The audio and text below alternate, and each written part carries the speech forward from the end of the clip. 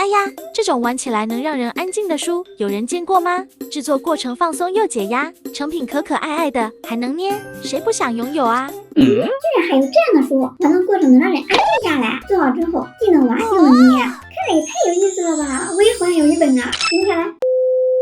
姐妹们，能让人安静下来的安静书买到啦！这种书实在是太可爱了，所以我直接买了2本，一本是仓鼠香蕉的，一本是猫咪颜料的。咱们这次先来做猫咪颜料的，打开看看里面都有什么啊？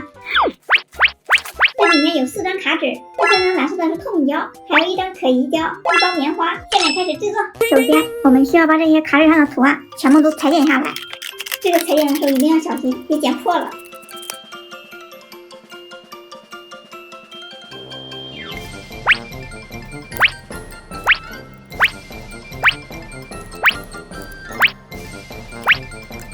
Later， 用了将近2个小时，终于把它们裁剪好了。接下来把它们组装在一起。这里一共有6面瓶子，把它们两对贴。现在贴这2个，先把这个翻过来，把这个封口条粘在这个瓶子里面，取一段胶带粘上，把瓶子另一面对贴，再用透明胶封边。封好之后，上面留个口，中间放点棉花，然后封口。剩下的2个同样操作，两对贴，封边，放棉花，封口。这样就走到3个瓶子了。再把这2个条条也贴在一起，放在这2个瓶子中间，把它们也再粘在一起，两面都要粘哦。再把这个瓶子放中间，粘上。封口条的另一端粘上可疑胶，然后把对应的图案用可疑胶给它粘上。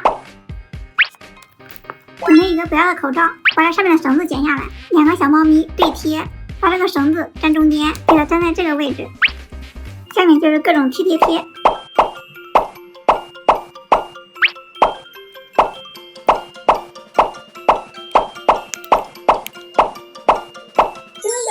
制作完成。我感觉这个作业真的能让人安静下来，全身心的投入制作，而且制作完超开心。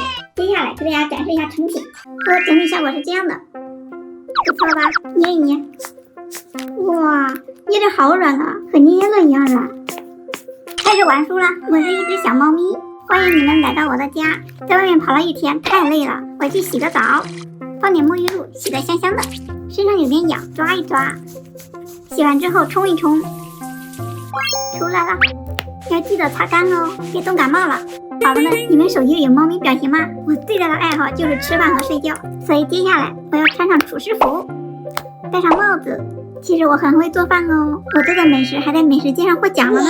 来看一下冰箱里有什么。